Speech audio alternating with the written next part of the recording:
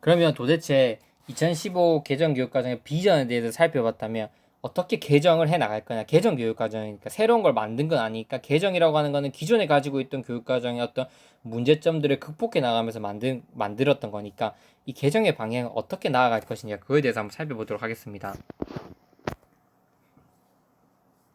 여기 보시면 2009 개정교육과정에서 도입되었던 학령군제 및 교과 집중 이수제를 교과 특성에 따라서 유형화하는 방안, 이런 관점에서 개정이 만들어졌다는 거죠. 따라서 여러분들은 학령군제랑 교과 집중 이수제, 이 집중 이수제가 무엇이고 어떤 특징을 가지고 있고 어떤 장단점을 가지고 있는지를 반드시 알아야 돼요. 왜냐하면 학령군제랑 집중 이수제가 가지고 있는 어떤 문제점들이 있었기 때문에 개정 교육 과정에서는 이를 극복하기 위해서 교과 특성에 따라서 이것들을 좀 더 유연하는 방안을 만든 거잖아요.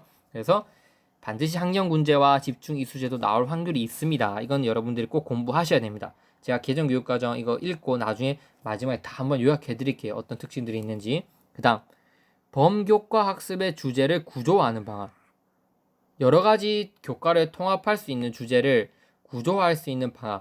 이건 또 뭐냐면 통합교육과정과 연관되는 거죠. 계속 중시합니다. 세 번째, 창의적 체험활동 운영 단위에서 학교의 자율성을 강조하는 방안. 학교 자율성을 운영할 수 있는 방안. 이는 학교 중심 교육과정이 출제되었기 때문에 아마 출제될 요소는 낮을 겁니다. 따라 이런 부분들에 대해서 구체적으로 어떤 세부적 요소들이 있냐 한번 저랑 살펴보겠습니다. 첫 번째, 사회과학 여기 끊겨 있는데 이 부분 인문이 빠져 있습니다. 여기 오타가 이제 들어가 있는데 인문, 사회, 과학, 기술에 대한 기초 소양 교육을 강화한다. 그래서 앞에서 제가 말씀드렸잖아요. 창의 융합형 인재를 만들어내는데 기초 소양 교육을 강화한다. 근데 기초 소양 교육을 강화하기 위해서는 어떻게 해야 되냐 한번 읽어볼게요. 기초 소양 교육이 균형 있게 발달되도록 하였다. 그래서 이렇게 기초 소양 함량과 관한 항목을 신설함으로써 교과 교육을 비롯한 학교 전반을 통해 균형 있는 기초 소양 함량 교육이 강조될 수 있는 방향을 제시했다. 즉 고등학교 교과 영역별 기초 소양의 균형 있는 함량을 위해서는 공통 과목을 다시 재도입하고 교과문 공통 과목으로는 통합사회, 통합과학, 융합 과목을 개발하였다. 아울러 문이과 칸막이를 야기하고 있는 수능체제의 개선 방안을 다각적으로 고려했다 이렇게 되어 있습니다. 따라서 인문, 사회, 과학, 기술에 대한 기초 소양 교육을 강화하기 위해서는 브루노의 학문 중심 교육 과정을 기반으로 해야 될 거고, 그리고 다학문적 설계와 상관 교육 과정, 광역형 교육 과정, 통합 교육 과정 운영함으로써 이런 융합적인 사고를 하게 되는 게 중요할 것이다. 이렇게 여러분들이 판단 내리시면 됩니다. 자, 두 번째는 학생의 꿈과 끼를 키울 수 있는 학생 중심 교육 과정을 개발한다. 이렇게 되어 있습니다. 여기 보시면 기초 소양을 바탕으로 학생 개개인의 꿈과 끼를 키워줄 수 있는 맞춤형 수업이 운영될 수 있도록 교육과정을 개발하자 이렇게 되어 있습니다. 이해되시죠? 그래서 이런 맞춤형 수업을 진행할 수 있는 방안이 뭐가 있을까?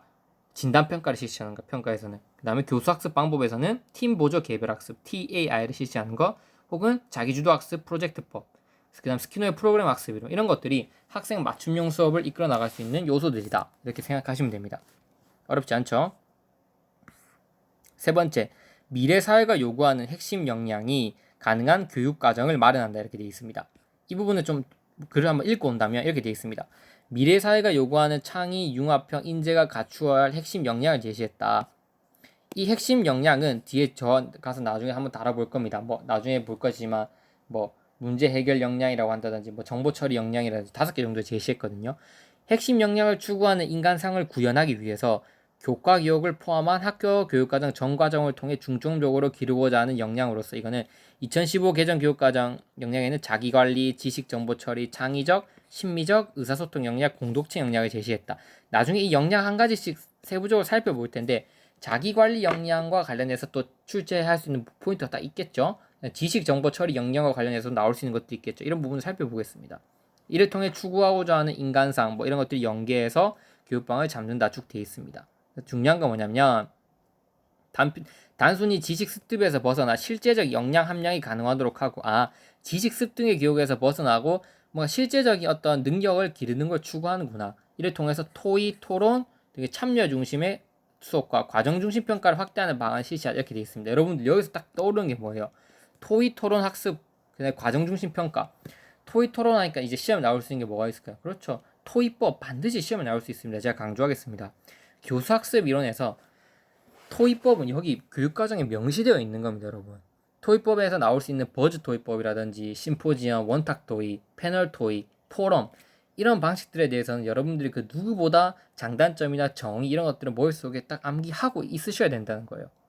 두 번째, 과정 중심 평가를 확대하자. 아이들의 과정을 평가할 수 있는 방법이 뭡니까? 딱 정해져 있습니다. 뭐 수행 평가, 포트폴리오 평가, 비고측기 역동적 평가 이 세 개예요. 이 세 개는 반드시 여러분들 기억하셔야 되는 겁니다. 이해되시죠? 따라서 이 부분을 제가 한번 살펴보시면 물론 이 미래 사회가 요구하는 핵심 역량 함량이 가능한 교육 과정을 만든다라고 해서 이게 만약에 교육 사회와 연관이 된다면 기술 기능 이론과 연관이 돼서 나올 수도 있겠죠. 왜냐하면 교육이라고 하는 게 결국 사회에서 요구하는 사회 기술을 함량하는 것과 연관이 되는 거니까 이건 이제 기능론적 관점에서 봤을 때 기술 기능 이론과 연관해서 교육 사회 측면에서 나올 수도 있어요. 혹은 아까 말씀드렸던 것처럼 그냥 지식의 습득이 중요한 게 아니라 어떤 실제적인 역량을 함량한다는 점에서는 경험 중심 교육 과정과 또 연관이 되어 있습니다.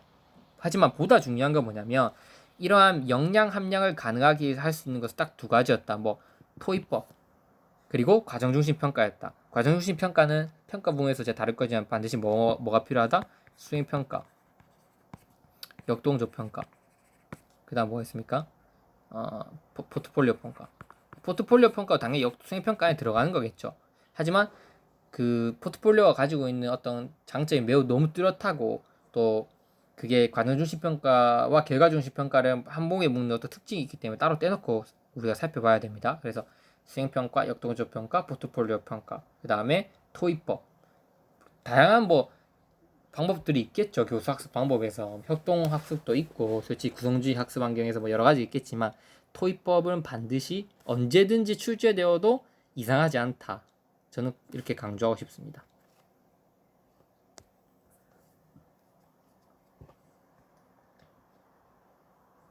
그 다음에 진짜 중요한 거 나왔습니다. 4번입니다. 4번 여러분. 진짜 중요합니다. 이게 제가 PPT, PDF로 만들면서 이게 자꾸 글자들이 조금씩 없어지는데 여기 합승량입니다. 합승량.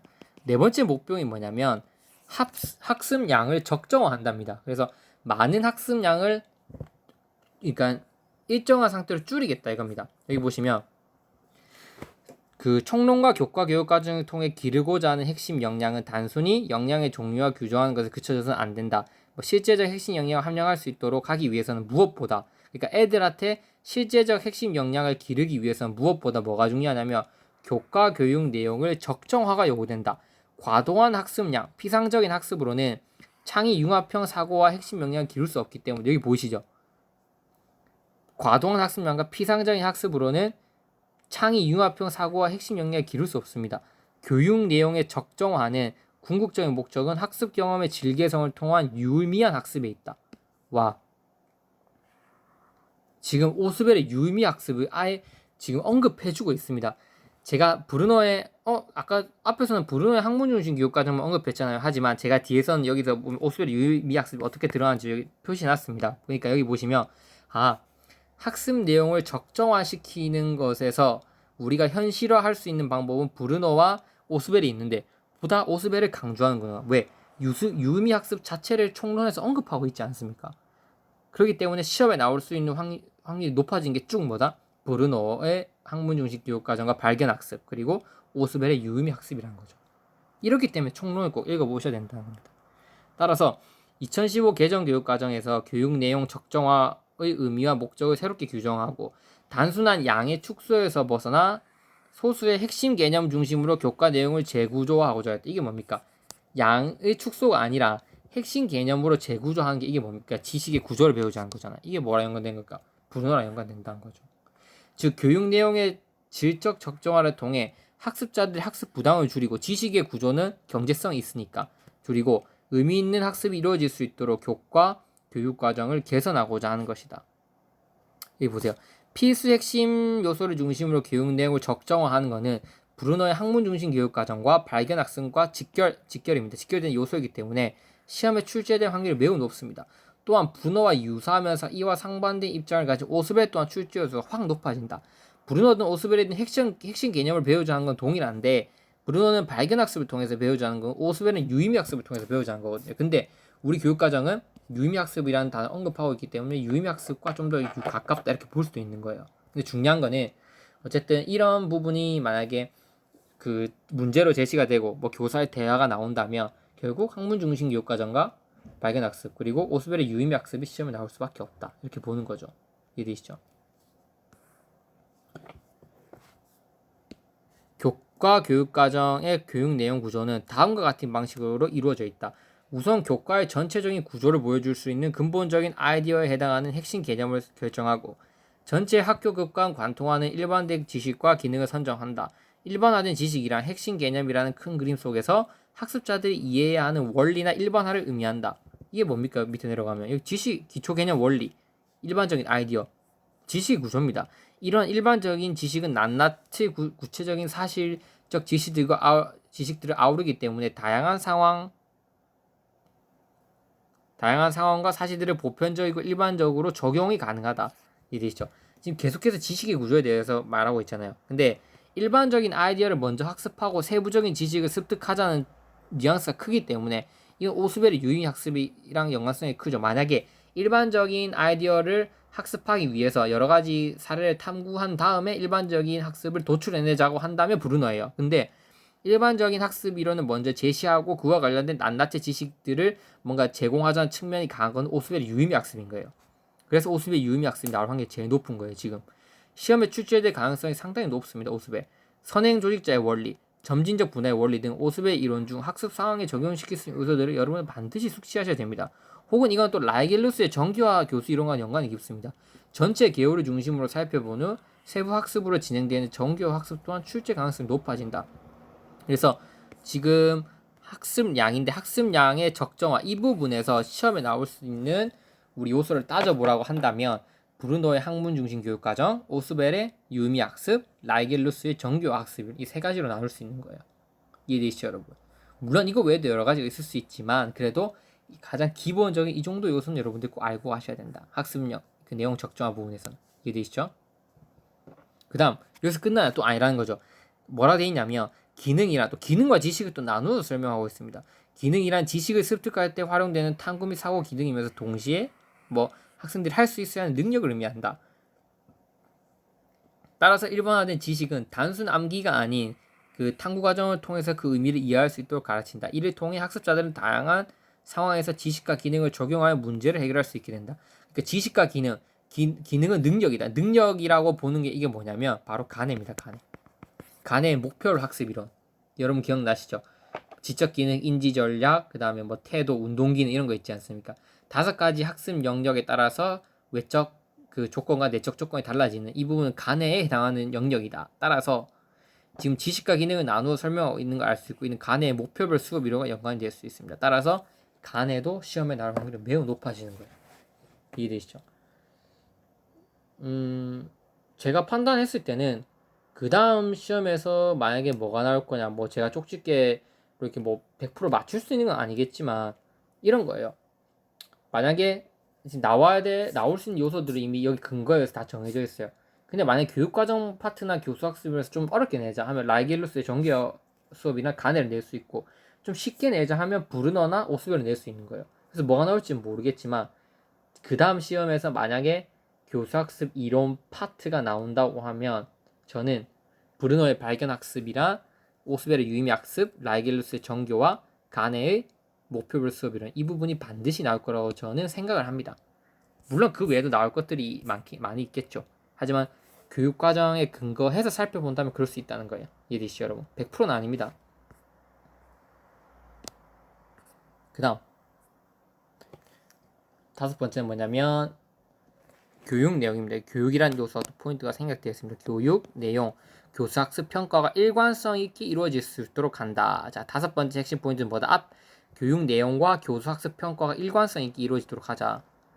학생들의 역량을 함량할 수 있는 교육이 현실화되기 위해서는 이와 관련하여 내용 선정, 교수학습 평가가 일체화되어야 한다. 즉 아이들에게 역량 함량을 목적으로 하고 있는 거잖아요. 따라서 이런 역량 함량을 만들기 위해서는 이 내용 선정과 학습과 평가가 일체화될 수 있어야 된다.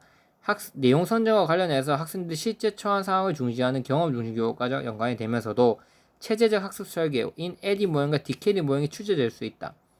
그러니까 학습 내용이 결국 여기 읽어보시면은 아이들이 원하는 걸 선정해야 된다고 되어 있거든요. 아이들의 요구에 따라서 어떤 목표나 내용이 선정돼야 된다. 그렇기 때문에 에디 모형과 디케리 모형이 나올 수 있는 거예요.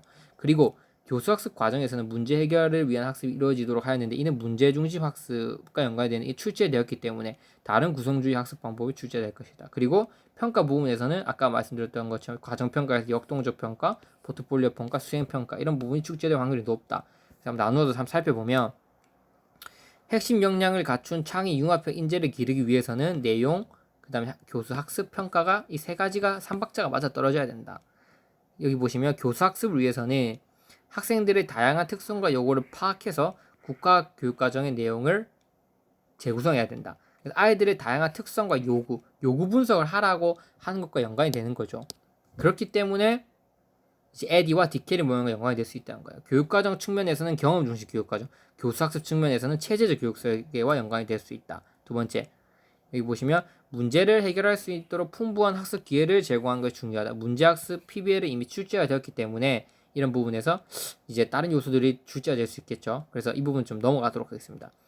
여기서 나올 수 있는 첫 번째 뭐다? 경험 중심 교육과정도 출제가 되었기 때문에 아마 체제적 교수 설계. 그래서 디케리 모형과 에디 모형을 여러분들 꼭 계속 암기하셔야 됩니다. 디케리 모형과 에디 모형. 그 다음 평가 또한 과정의 일부로 보기 때문에 여기 보시면 과정 중심 평가, 비고측기 역동적 평가, 포트폴리오 수행 평가 이 세 가지는 반드시 중요시하다. 따라서 우리가 계속해서 강조하는 게 아이들의 핵심 역량을 기르기 위해서는 교수학습 내용의 선정과 교수학습 방법과 평가가 일관성 있게 이루어져야 되는 게 중요하고 그걸 가능하게 하기 위해서는 우리가 체제적으로 교수 설계를 실시해야 된다. 따라서 에디 모형과 디케리 모형이 나올 가능성이 크고 에디 모형은 ADDI 모형을 말하는 거죠. 앞 글자에 따라서 ADDI 모형이 나올 확률이 크고 평가 부분에서는 역동적 평가, 포트폴리오 평가, 수행 평가가 나올 확률이 크다. 이렇게 요약해 볼 수 있습니다. 네. 그 다음 시간에서 살펴볼 건 뭐냐면 이제 앞글자들이 이게 다 생략이 되어 있네요. 지금 PDF 파일로 만드는 과정에서 여기서는 이제 고등학교 교육과정 개정의 방향입니다. 고등학교입니다. 고등학교 교육과정 개정 방향에 대해서 한번 살펴보는 시간 갖도록 하겠습니다.